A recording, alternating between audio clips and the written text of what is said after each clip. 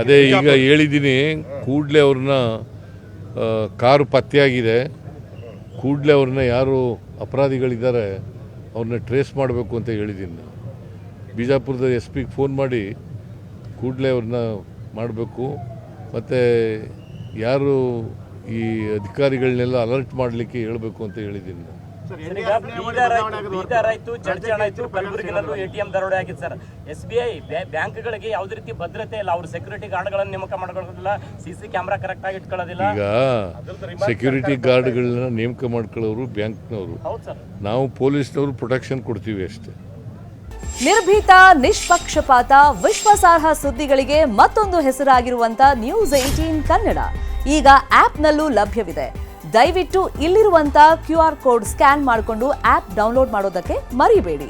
ನಿಮ್ಮ ಬೆಂಬಲ ಹೀಗೆ ಸದಾ ನಮ್ಮೊಂದಿಗಿರಲಿ. ಧನ್ಯವಾದ. ಬಟ್ ಆ ದುಡ್ಡು ಏನು ಕಳ್ತನ ಮಾಡ್ಕೊಂಡಿರ್ತಾರಲ್ಲ ಸರ್, ಅವ್ರೇನು ಸತ್ಕಾರ್ಯಕ್ಕೆ ಬಳಕೆ ಮಾಡೋದಲ್ಲ, ಇನ್ನೊಂದು ಕ್ರೈಮ್ಗೆ ಬಳಕೆ ಮಾಡ್ಕೋತಾರೆ. ಸೊ ಹಂಗಾಗಿ ಪೊಲೀಸರು ಅಲರ್ಟ್ ಆಗಬೇಕು ಅಂತ ಜನರ ಆಗ್ರಹ ಇರೋಂಥದ್ದು. ಇಲ್ಲ ಪೊಲೀಸ್ ರಾಜ್ಯಗಳಿಂದ ಜಾಸ್ತಿ ಆಗ್ತಿದೆ ಸರ್. ಹೊರ ರಾಜ್ಯಗಳು ಬಿಹಾರ, UP, ಗುಜರಾತಿಂದ ಈ ರೀತಿಯಾದಂಥ ದರೋಡೆಕೋರು ಬಂದು ಮಾಡ್ತಾರೆ ಸರ್. ಅದಕ್ಕೆ ತಡೆಗಟ್ಟಲಿಕ್ಕೆ ಎಲ್ಲ ರೀತಿ ಮುಂಜಾಗ್ರತಾ ಕ್ರಮ ತಗೋಬೇಕು ಅಂತ ಪೊಲೀಸ್ನವರು ಸೂಚನೆ ಕೊಟ್ಟಿದ್ದೀನಿ.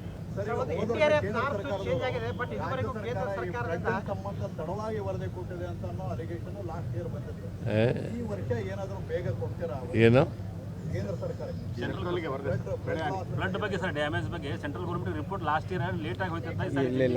ಲೇಟ್ ಆಗಿಲ್ಲ, ನಾವು ಕಳಿಸ್ತಾ ಅವ್ರು ಕೊಡ್ಲಿಲ್ಲ, ಕೋರ್ಟ್ಗೆ ಹೋಗಿ ತಗೊಂಡು ಆಮೇಲೆ ಸುಪ್ರೀಂ ಕೋರ್ಟ್ಗೆ ಹೋಗಿ ತಗೊಂಡು.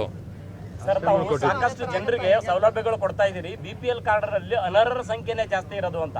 ಯಾರು BPL ಹೋಲ್ಡರ್? ಅದಕ್ಕೆ ಅರ್ಹರು ಯಾರನ್ನು ತೆಗಿಬಾರ್ದು, ಅನರ್ಹರಿಗೆ ತೆಗೆದಾಕಬೇಕು. ಆಮೇಲೆ ಒಂದು ವೇಳೆ ಅರ್ಹರು ಬಿಟ್ಟೋಗಿದ್ರೆ ಅಂಥವ್ರನ್ನ ಹೊಸದಾಗಿ ಸೇರ್ಪಡೆ ಮಾಡ್ಕೊಳ್ತಕ್ಕಂಥದ್ದು ಮಾಡಬೇಕು, ಅನರ್ಹರನ್ನು ತೆಗೆದಾಕಬೇಕು ಅಂತ ಸೂಚನೆ ಕೊಟ್ಟಿದ್ದೀನಿ ನಾನು.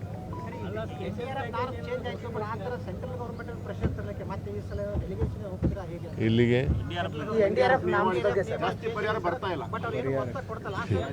ನಾನು ಅನೇಕ ಸಾರಿ ಭೇಟಿ ಮಾಡಿದ್ದೀನಿ, ಪ್ರೈಮ್ ಮಿನಿಸ್ಟರ್ ಭೇಟಿ ಮಾಡಿದ್ದೀನಿ, ನಮ್ಮ ಯಾರು ನಿರ್ಮಲಾ ಸೀತಾರಾಮನ್ ಭೇಟಿ ಮಾಡಿದ್ದೀನಿ, ಅಮಿತ್ ಶಾ ಅವ್ರನ್ನ ಭೇಟಿ ಮಾಡಿದ್ದೀನಿ. ಏನು ಸರ್ಕಾರ ಸ್ಪಂದಿಸ್ತಾ ಇಲ್ಲ, ಏನು ಮಾಡೋದು ಕೇಂದ್ರ ಸರ್ಕಾರ? ಜನ ಹಸಿವಿನಿಂದ ಬಳಲಬಾರದು ಅಂತ ಅನ್ನಭಾಗ್ಯ ಅಂತ ಒಂದು ಮಹತ್ವದ ಸ್ಕೀಮ್ ಮಾಡಿದ್ದೀರಿ. ಯಾದಗಿರಿನಲ್ಲಿ ಅನ್ನಭಾಗ್ಯ ಅಕ್ಕಿ ವಿದೇಶಗಳಿಗೆ ರಫ್ತಾಗ್ತಾ ಇದೆ ಸರ್. ಅದಕ್ಕೆ CID ಎಂಕ್ವೈರಿ, CID ಕೂಡಲೇ CID ಎಂಕ್ವೈರಿ ಮಾಡಿಸ್ತಾ ಇದ್ದೀನಿ.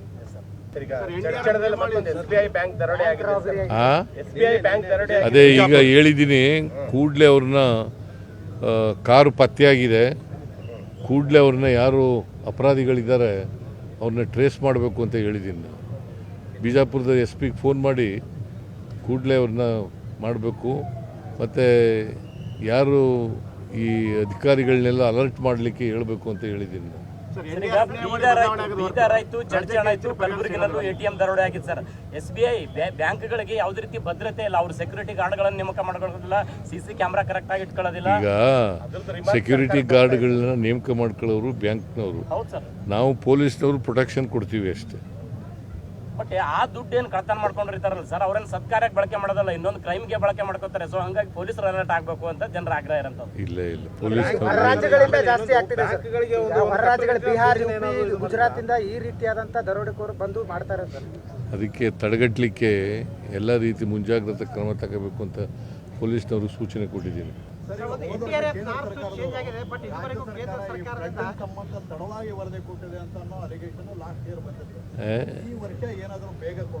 ಏನು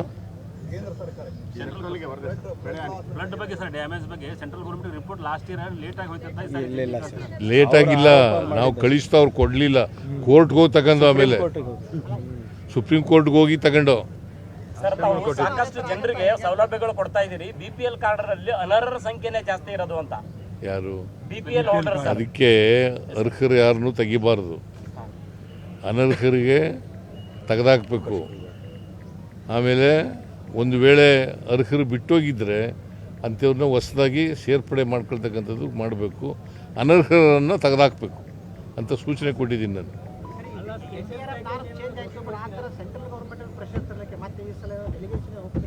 ಇಲ್ಲಿಗೆ ಈ NDRF ನಾಮದ ಬಗ್ಗೆ ಸರ್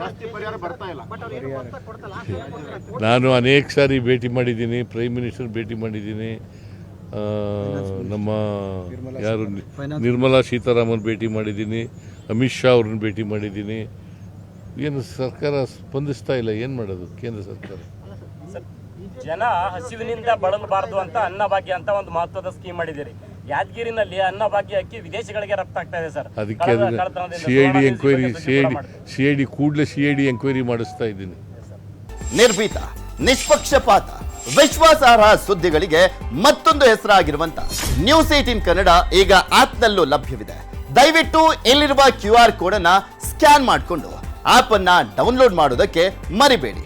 ನಿಮ್ಮ ಬೆಂಬಲ ಹೀಗೆ ಸದಾ ನಮ್ಮೊಂದಿಗಿರಲಿ. ಧನ್ಯವಾದ.